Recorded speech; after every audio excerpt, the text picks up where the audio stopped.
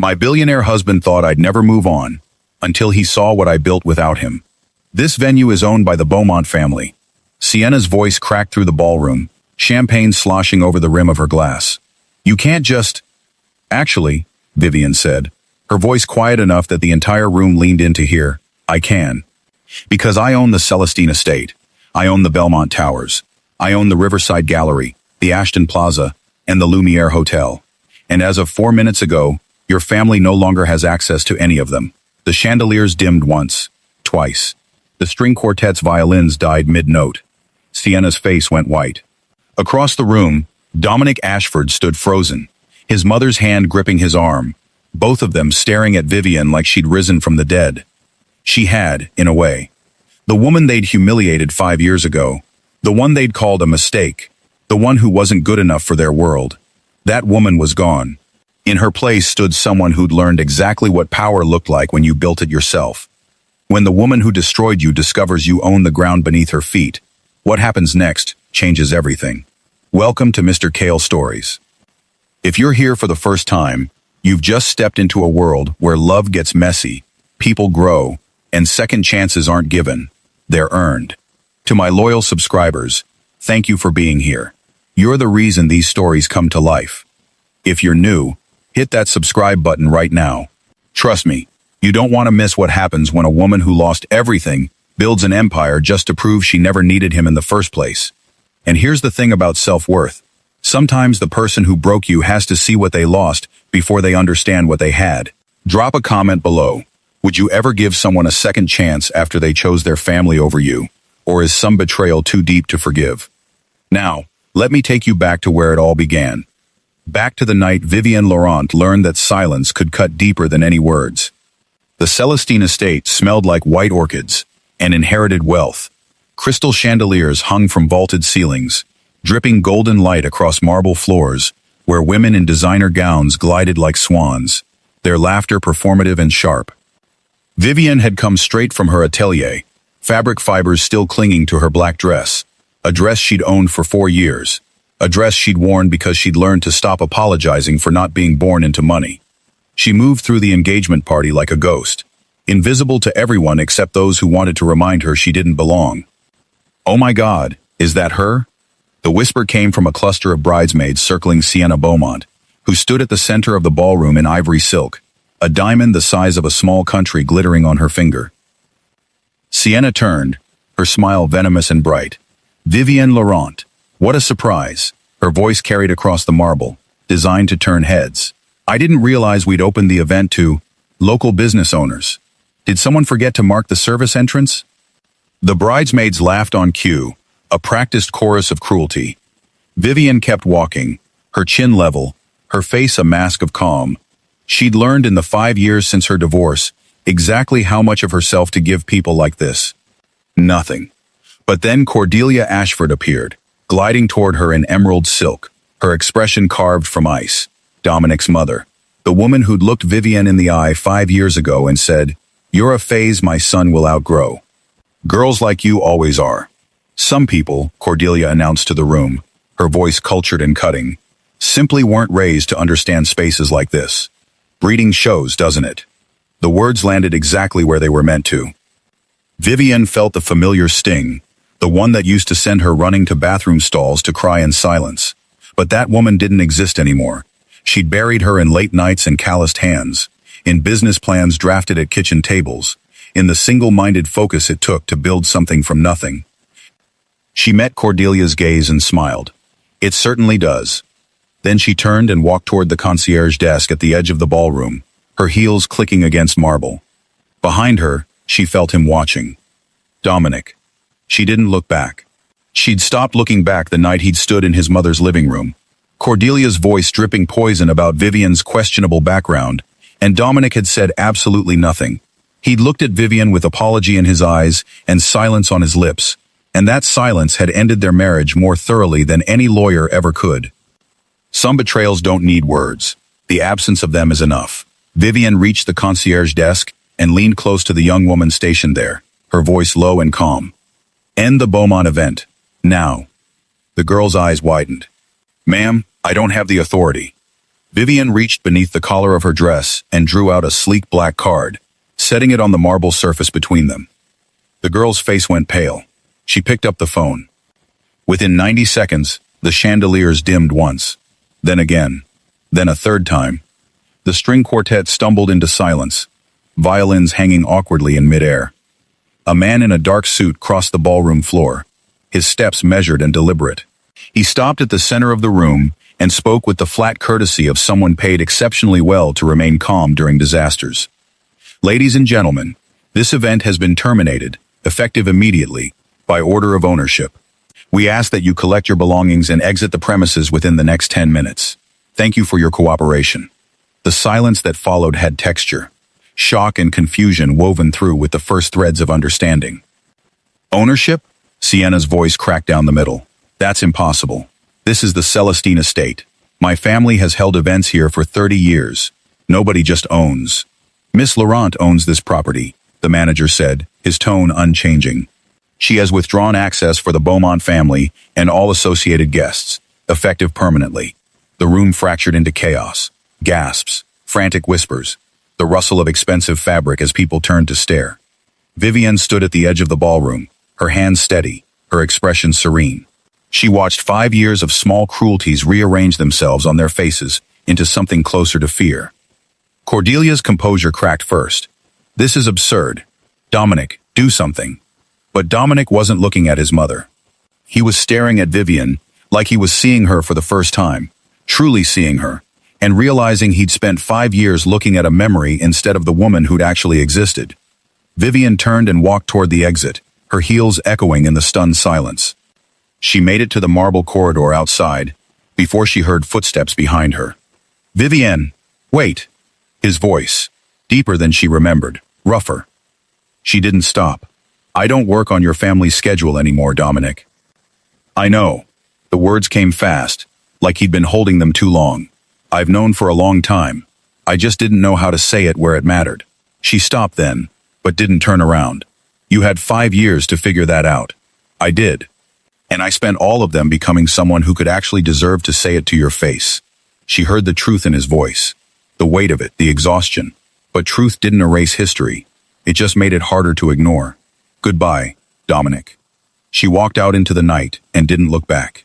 Vivienne had built her empire the way most people built walls after heartbreak, one brick at a time, with bleeding hands and no sleep. It started in a cramped studio above a laundromat, where she'd sewn gowns by hand at 3 a.m, fabric spread across a table she'd found on the street corner. She'd taken every commission she could find, no matter how small, no matter how exhausting. 6 months later, she had enough to rent a proper workspace. A year after that, a celebrity wore one of her designs to an awards show, and the internet caught fire. 2 years in, she had a waiting list 3 months long. By year 3, she wasn't just designing clothes, she was buying properties, investing, building. The girl who'd been told she didn't belong in rooms with chandeliers now owned those rooms. Every marble floor, every vaulted ceiling, every space where people like Cordelia Ashford had once made her feel small. But success had a cost. She'd spent 5 years armored, guarded. She let no one close enough to hurt her again. Friendships stayed surface level. Relationships were brief and carefully contained. She'd learned to sleep alone in king-size beds in penthouses that echoed when she walked through them. Some nights, when the city lights blurred through her windows, she wondered if winning was supposed to feel this hollow. Then she'd remember Dominic's silence, Cordelia's smile, the humiliation of being treated like something disposable. And she'd get back to work. You know what's powerful? Realizing you don't need anyone's permission to become who you were always meant to be. Vivian didn't wait for an apology. She built a life that made apologies irrelevant. If that resonates with you, hit the like button. And stay with me, because the story's about to get complicated. 3 months after the Celestine estate incident, Vivian hosted a charity auction at her flagship atelier. The event raised money for underprivileged women entering the fashion industry. Girls like she'd been once, full of talent and no connections. She was standing near the champagne fountain, discussing a donation with a sponsor, when she felt someone's gaze on her. She turned. Dominic stood 10 feet away, no entourage, no armor. Just him in a dark suit that fit differently than the ones he used to wear. Less about status, more about substance. Her first instinct was to walk away. But something stopped her. Maybe it was the way he didn't approach immediately, didn't assume he had the right to her time. He just waited, hands in his pockets, until she made eye contact. Then he crossed the distance between them slowly, carefully. "I know I have no right to ask," he said quietly, "but can I have 5 minutes? Not here, somewhere private." She should have said no. Every instinct she'd honed over 5 years screamed at her to refuse. 3 minutes, she said instead. "My office." They sat across from each other in her studio office, floor-to-ceiling windows framing the city skyline behind her. She didn't offer him a chair. He took one anyway, but didn't relax into it. "I spent the last 5 years in therapy," he said. No preamble, no easing into it.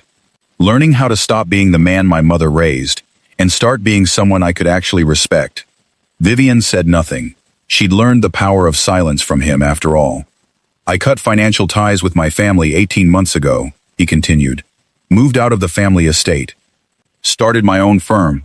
I don't take Cordelia's calls anymore, and I sure as hell don't let her dictate my life." "Good for you," Vivian said, her voice flat. "Want a medal?" No. His eyes met hers, and the naked honesty in them was almost harder to take than his old avoidance. "I want a chance to show you that the man who failed you doesn't exist anymore. Not forgiveness, not absolution. Just coffee. One conversation where you see who I've become, and I see who you've become, and we figure out if there's anything worth salvaging between two completely different people." She stared at him for a long moment, searching for the cracks, the performance, the convenient redemption arc that would crumble the moment his mother called. But all she found was exhaustion, the kind that came from actual work, actual change. "One coffee," she said finally. "And if you're 3 minutes late, I'm gone." His smile was small and disbelieving, like he hadn't expected her to say yes. "I'll be early." Coffee became weekly dinners. Dinners became long walks through the city, past murals and street vendors, places the old Dominic would never have noticed. He told her about standing up to Cordelia for the first time, the screaming match that ended with him walking out of the family mansion and not returning, about learning to build something with his own hands instead of inheriting it, about the shame that still woke him up at 3 a.m, replaying the night he'd chosen silence over her. She told him about the first year after the divorce, the nights she'd cried herself to sleep in that studio apartment, the anger that had eventually calcified into fuel, about buying the Celestine estate specifically, because it was where Cordelia had hosted the dinner party, where she'd called Vivian tragically unsuitable. They talked until coffee shops closed around them, until streetlights flickered on, and the city shifted into its nighttime rhythm. And somewhere in those conversations, something shifted between them too. It started small, the way his hand would brush hers, when he held a door open, lingering a second longer than necessary, the way her breath would catch when he laughed, his whole face transforming into someone younger, freer.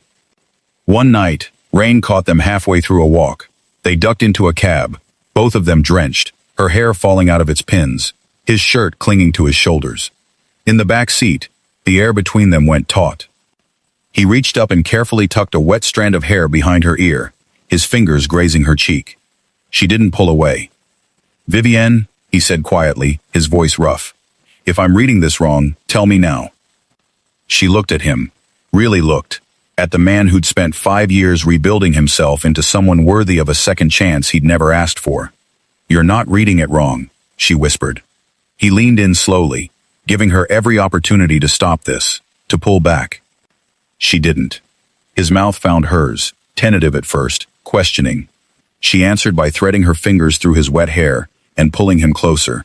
5 years of want and anger and grief pouring into the kiss. The cab pulled up to her building too soon. They broke apart, both breathing hard. "Do you want to come up?" she asked, her voice steadier than she felt. His eyes searched hers. "Only if you're sure." She wasn't sure of anything except that she was tired of being alone in rooms that echoed. "Come up," she said. Her penthouse was all clean lines and windows, the city glittering beyond the glass like something unreal. She poured them both wine, but neither of them drank it.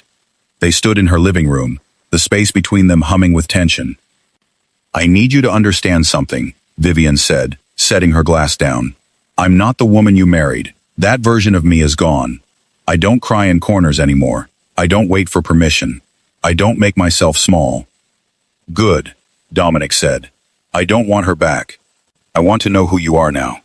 And if you don't like what you find, he stepped closer, his hand coming up to cup her face.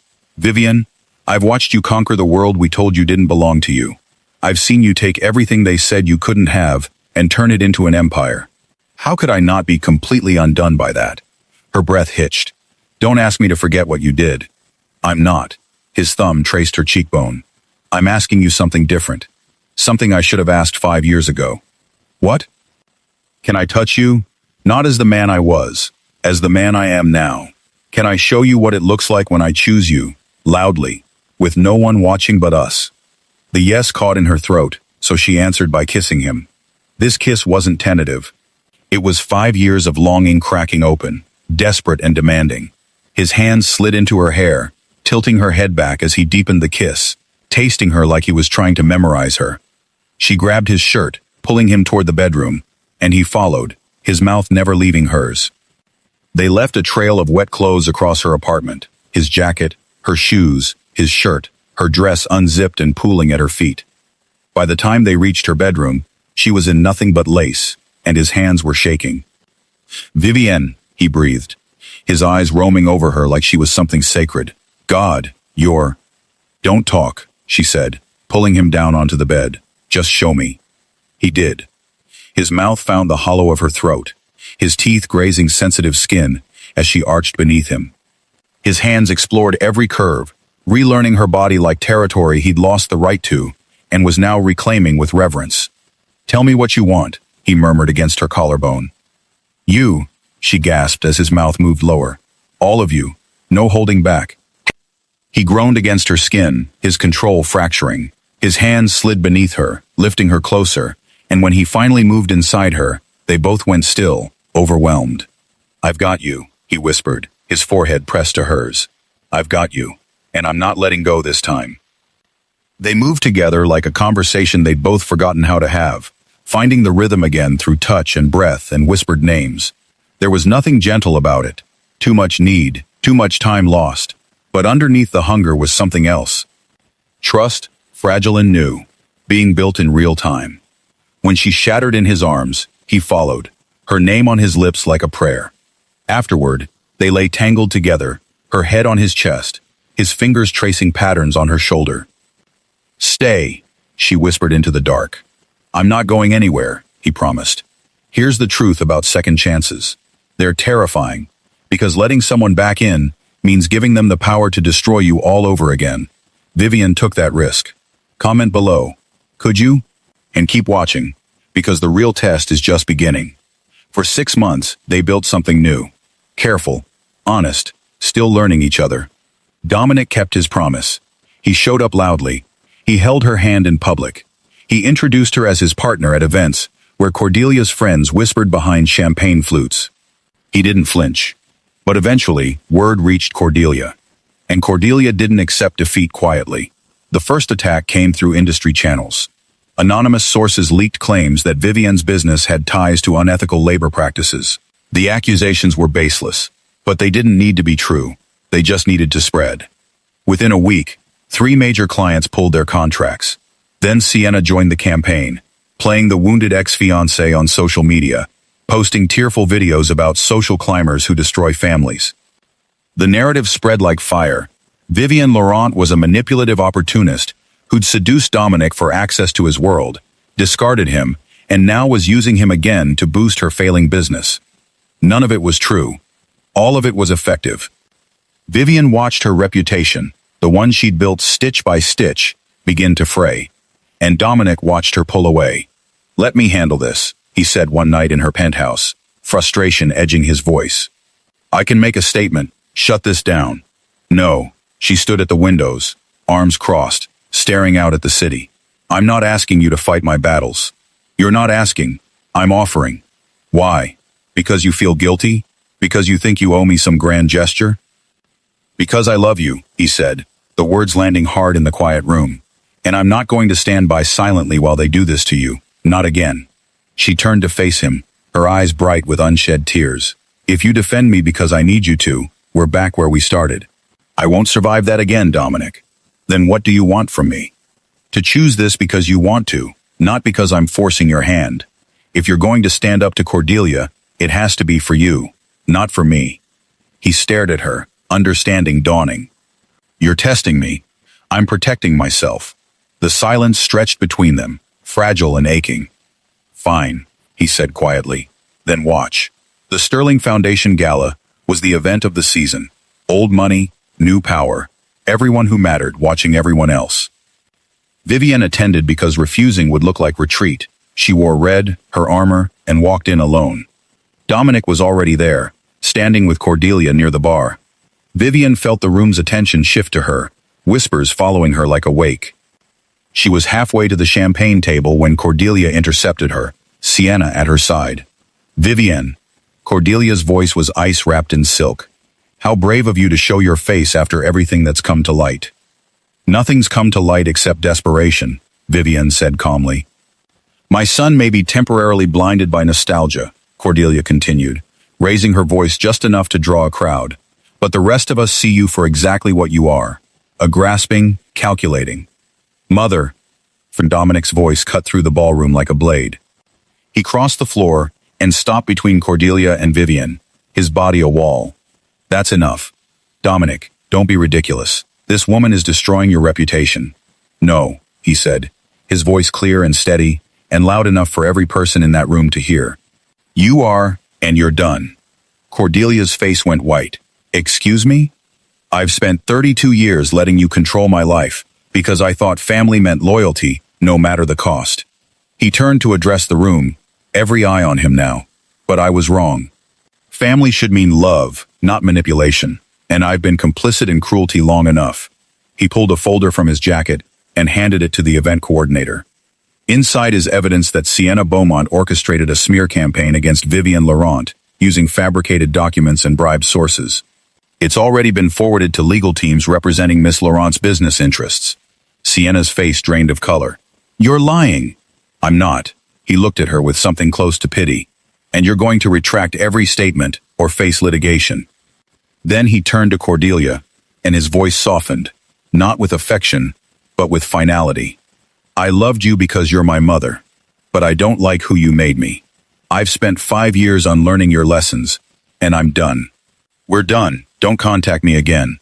The ballroom was silent enough to hear crystal ringing against crystal. Dominic turned to Vivienne, his hand extended.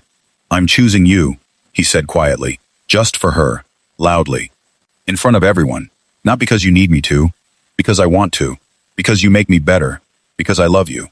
Vivienne looked at his hand, then at his face, at the man who'd finally learned to use his voice for something that mattered.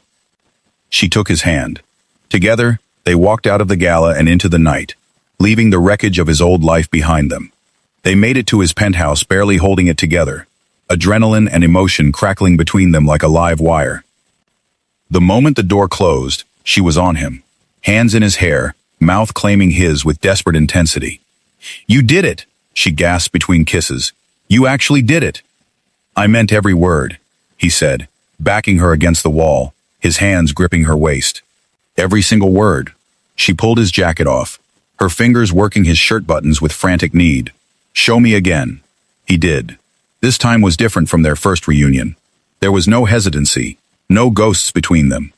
Just raw want and the fierce joy of two people who'd finally fought through to the other side. He lifted her, her legs wrapping around his waist as he carried her through the apartment, mouths fused, neither willing to break contact. They didn't make it to the bedroom. The couch, the kitchen counter, finally the floor in front of the windows overlooking the city, every surface became theirs, every touch a reclaiming. I love you, he said against her throat, her collarbone, the curve of her breast. I love how strong you are, how you refuse to let me off easy, how you made me earn this. I love you too, she breathed, arching beneath him as his hands mapped her body like new territory.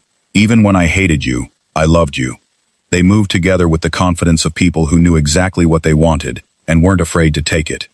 No more walls, no more armor. When they finally collapsed together, breathless and tangled, the city lights washing over their skin, she started laughing. What? He asked, grinning. We just traumatized your entire social circle.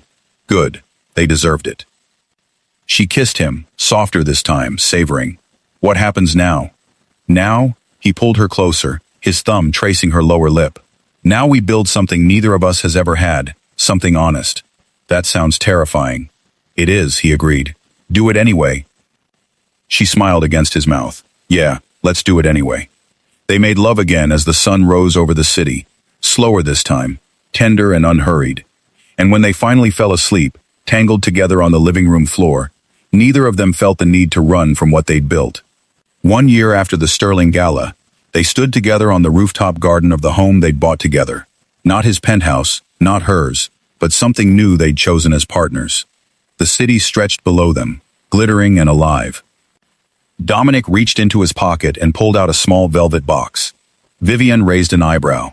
If that's an engagement ring, we talked about this. It's not, he said, opening it to reveal 2 simple matching bands. Promise rings. She blinked. We're adults in our 30s. I know, humor me. He took one of the rings out, holding it up to catch the light. I don't want to rush into marriage like we did before. I don't want to repeat old patterns, but I want you to know my intentions. Which are? To choose you, loudly and without apology, in every room, in front of every person, for the rest of my life. He slid the ring onto her finger slowly, his eyes never leaving hers. I promise to be worthy of the second chance you gave me, to keep doing the work, to love you better every single day. Vivian's throat tightened. She took the second ring from the box and reached for his hand. I promise, she said, sliding it onto his finger, to let you close enough to actually hurt me again, because that's the only kind of love worth having. The kind that's risky and real and terrifying. I promise to keep showing up, even when it's hard, and I promise to love you not for who you were or who you might become, but for exactly who you are right now. He pulled her into his arms, burying his face in her hair. We're really doing this. We are. She pulled back to look at him, her hands framing his face. Just slower, just honest, just us. He kissed her there, under the stars, above the city she'd conquered alone and chosen to share. And for the first time in longer than either could remember, the future didn't feel like something to survive. It felt like something to build. Some stories don't end with everything tied in a neat bow. The best ones don't, actually. Vivian and Dominic didn't ride off into a perfect sunset.